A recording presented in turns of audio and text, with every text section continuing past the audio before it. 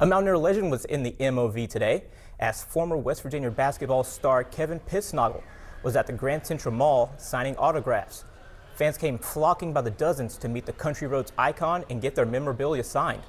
The Martinsburg native averaged over 19 points a game in his senior season and led the Mountaineers to a appearance in the Sweet 16 for a second year in a row. Pittsnogle enjoys getting to meet his fans and talk about his legendary career.